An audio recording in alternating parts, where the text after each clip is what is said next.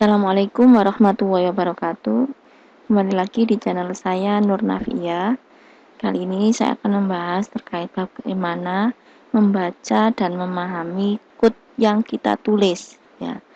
Karena kalau kita belajar tidak hanya bisa menulis kode-nya saja.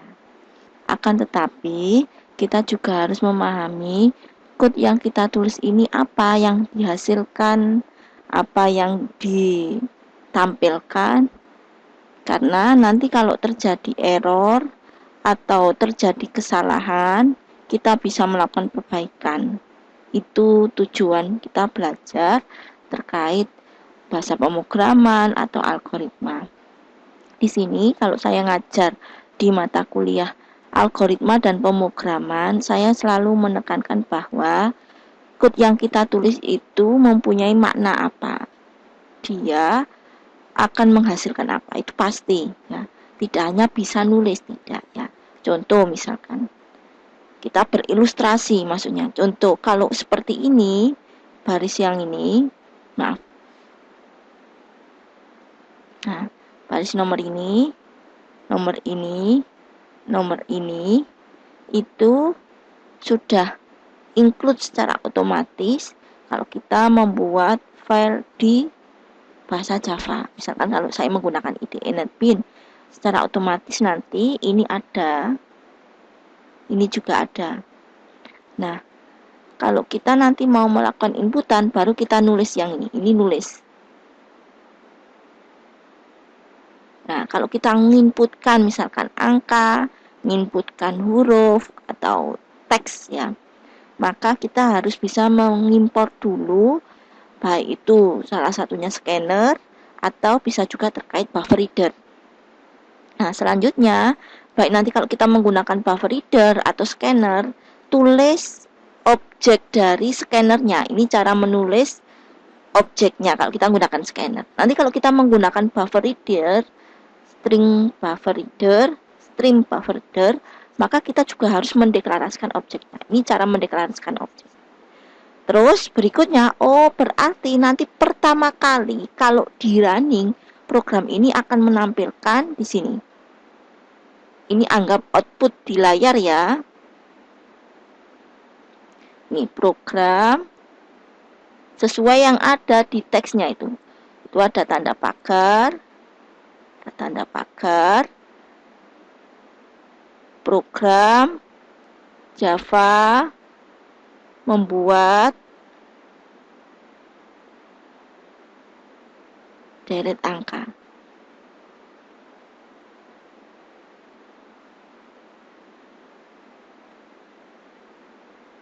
Nah, terus nanti ada lagi di bagian sini. Nah, ini ada output lagi, tapi di sini outputnya berupa sejenis garis. Nah,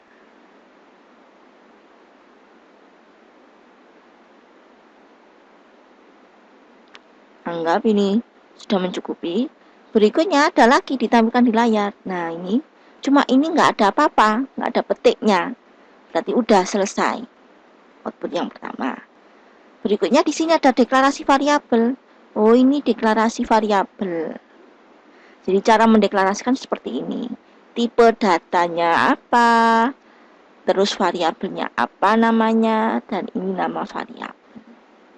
Selanjutnya di sini, ada tampilan lagi. Nah, di sini yang ditampilkan adalah jumlah deret yang ingin yang diinginkan. Nah, terus ternyata di sini itu, ini ya, ini sudah harus menginputkan. Kenapa kok harus menginputkan? Ini ada scanner. Scannernya tadi namanya input. Tipe datanya di jumlah deret. Kenapa kok next in? Karena tipe datanya di sini integer. Nah, kalau seperti ini tidak ada tampilan di layar, tidak ada. Kalau mau lihat ada tampilan di layar itu kalau ada system.out.print, baik itu println atau print. Nah, berarti di sini berikutnya ini dan nampilkan, tapi kosong, nggak ada di dalam kurung. Nah, selanjutnya ini perulangan. Perulangan, ya, saya tekankan perulangan itu baik nanti menggunakan for atau do while atau while, maka ada 3 hal. Hal yang pertama ini, itu berarti nilai awal. Hal yang kedua ini berarti kondisi berhenti. Hal yang ketiga ini stepnya. Jadi kalau dilihat dari sini, apa yang dilakukan, dia nanti ada iterasi. Iterasi itu namanya perulangan. Nama lainnya adalah loop. Nah, loop itu berarti perulangan. Iterasinya sampai kapan? Mulai kapan? Nah, itu harus tahu. Ternyata di sini iterasinya dimulai dari angka 1. Jadi variabelnya i dimulai dari 1. Dia berhenti sampai kapan? Jika i kurang dari jumlah deretnya. Jadi jumlah deret itu sesuai yang kita inputkan. Gitu. Jadi di sini saya tulis jumlah underscore deret. Terus setiap iterasinya dia nambah 1. I plus plus itu selalu nambah 1. Nah, saya tulis di sini i plus plus. Apa yang dilakukan dalam perulangannya? Nah, dilihat di sini. Oh, ditampilkan di layar. Apa yang ditulis i atau apa yang dilakukan perulangan i itu akan ditampilkan di layar. Karena ada perintah system.out.print. Nah, itulah yang dimaksud tahu. Memahami code-nya. Jadi berilustrasi itu seperti itu. Berarti ini nanti i-nya sampai kapan? Contoh ya, saya eksekusi misalkan jumlah deretnya saya isi sampai 10, ya, jumlah deretnya saya isi sampai 10, maka di layar akan tampil 1, 2, 3, 4, 5, 6, 7, 8, 9, 10. Kok tahu? Nah, ini tadi dia ada dimulai dari 1, dia berhentinya sampai dengan, ini ada tanda sama dengan, ya maaf, lebih kecil sama dengan jumlah deret. I plus plus berarti setiap i dia nambah 1 dan ditampilkan di sini. Nah, ini print i-nya berapa? Kalau dimulai dari 1 berarti 1, i pertama ditampilkan. Terus i plus plus berarti i nambah 1 berarti 2 ditampilkan. I plus plus lagi. Kan i masih lebih kecil sama dengan 10. Saya tadi nginputkan 10 di sini. Itu cara memahami suatu ilustrasi code. Ya. Kalau kita misalkan mau cari program untuk nampilkan apa, mau cari program untuk nampilkan apa misalkan. Sebenarnya di browser apapun itu di Google disediakan. Sama cari, ketik keywordnya pasti ketemu. Tapi belum tentu sama memahami apa yang ditulis. Ini contoh saja. Kalau yakin, ini pasti seperti ini outputnya, silakan dicoba dieksekusi. Ya, silakan dicoba dieksekusi terkait apa yang sudah kita tulis code-nya itu.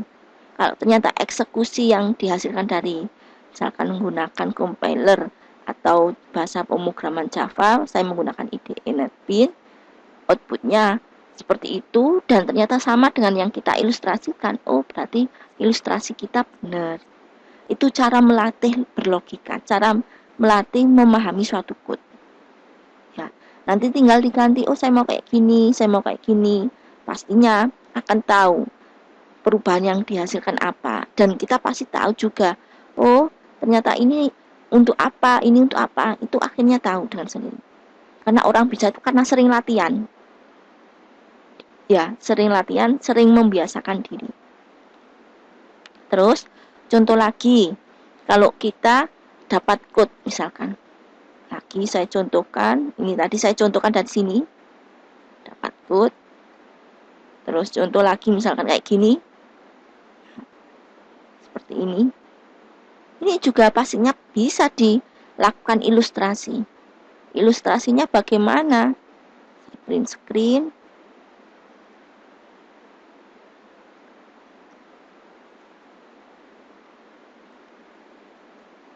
ambil. Jadi maaf ya, belum sempat saya ambil ini apa di layar biar nggak nulis ngetik banyak-banyak. Oke, ya sama kita ilustrasikan seperti tadi. Oh, ini untuk mengimpor scanner karena saya nanti ada inputan.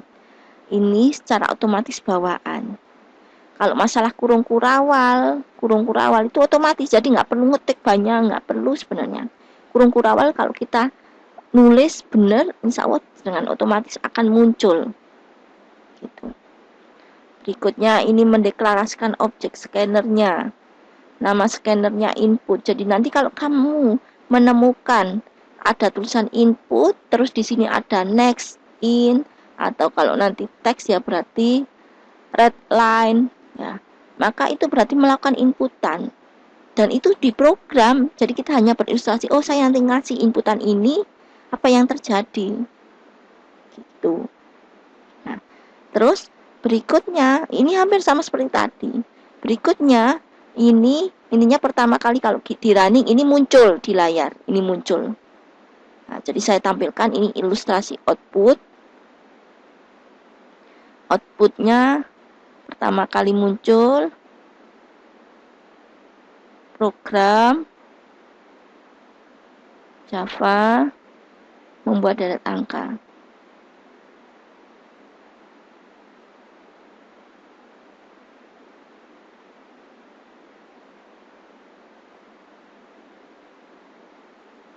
Akhir ya.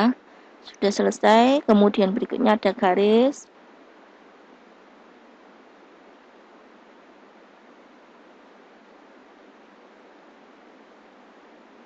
Sudah, saya anggap selesai. Berikutnya ini menampilkan tapi tidak ada apapun di dalam petik, di dalam kurung. Berikutnya ini hanya mendeklarasikan variabel. Berikutnya ini tampil jumlah deret yang diinginkan.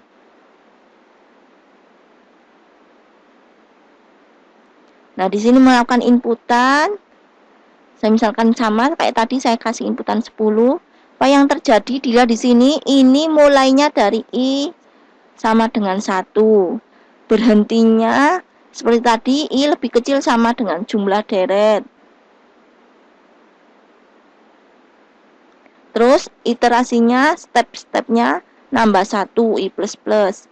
Apa yang terjadi yang ditampilkan di layar ini i dikalikan 5 berarti kalau i sama dengan 1 dikalikan 5, oh berarti tampil 5. Nambah i 1 berarti i sama dengan 2. Apa yang ditampilkan? Oh, ini 2 dikalikan 5 berarti tampil di sini 10. Ini ya berarti 10. Ini kan ditampilkan i-nya. Dan seterusnya berarti 5. I plus plus berarti 3 kali 5, 15. 4 kali 5, 20. 5 kali 5, 25. 6 kali 5, 30. 7 kali 5, 35. 8 kali 5, 40. 9 kali 5, 45. 10 kali 5, 50. Selesai. Kan di sini tadi batasnya sampai 10. Nah ini. I lebih kecil sama dengan 10. Jadi nanti kalau sudah 10 I-nya berhenti. Itu penjelasan dari melakukan ilustrasi atau memahami code. Sehingga kalau kita disuruh membuat flowchart-nya atau pertama kali disuruh membuat flowchart dulu baru membuat program, itu tetap paham, tetap bisa. Ya. Cara membuat flowchart-nya ya ikuti alur dari sini. Ya. Misalkan kok biasanya melakukan deklarasi itu di atas sendiri. Jadi misal saya buat lagi find.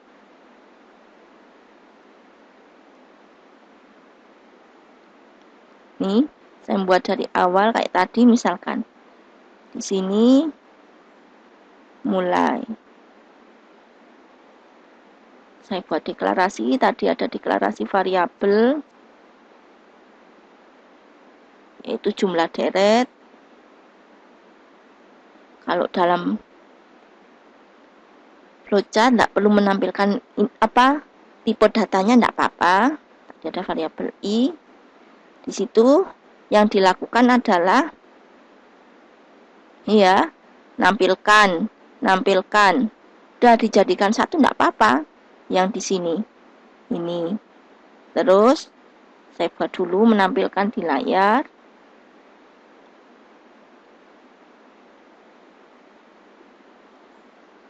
Print deret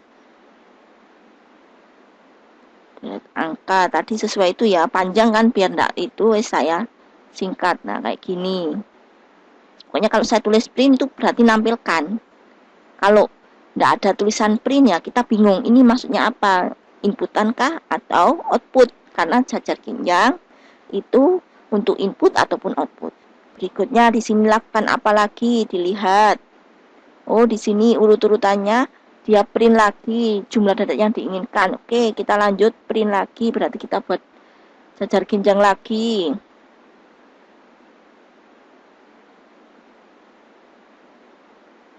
Print jumlah deret.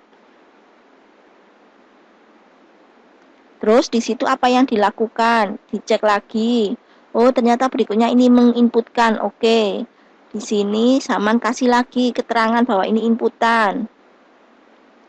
Biar enggak campur-campur input sama print. Ini input jumlah deret. Berikutnya kita lakukan apa di sini? Oh, di sini itu melakukan for. Kalau membuat for itu enggak mungkin dalam satu simbol. Oke, ya. Itu keterangannya. Ikuti simbol ini. Simbol ini ada nilai awal, ada kondisi berhenti. Jadi lihat.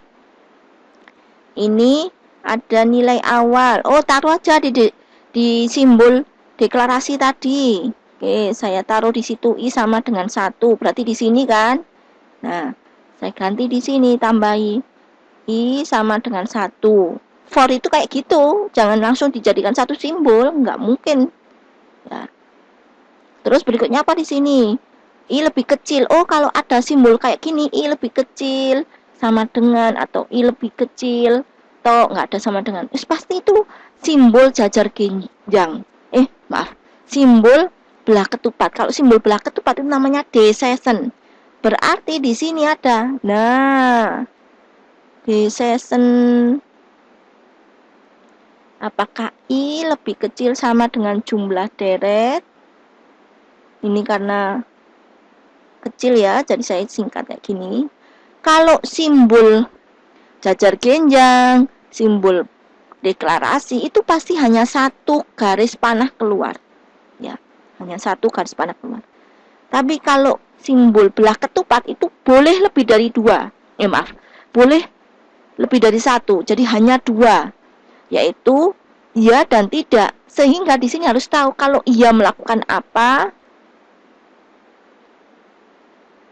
kalau tidak melakukan apa. Kalau ini misalkan iya, ternyata yang dia lakukan apa? Dilihat perintahnya. Oh, menampilkan ini.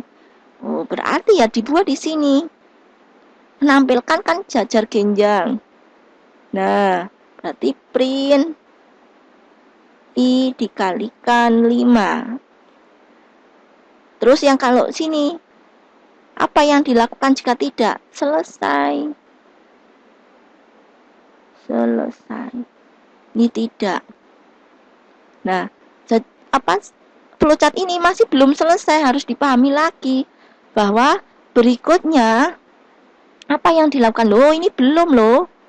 Nah, yang di sini nih yaitu dia ada proses nambah dan dia berulang. Kalau berulang berarti di sini dilakukan penjumlahan. Sesuai tadi simbol proses adalah kotak I++, berikutnya berulang berarti harus balik kemana?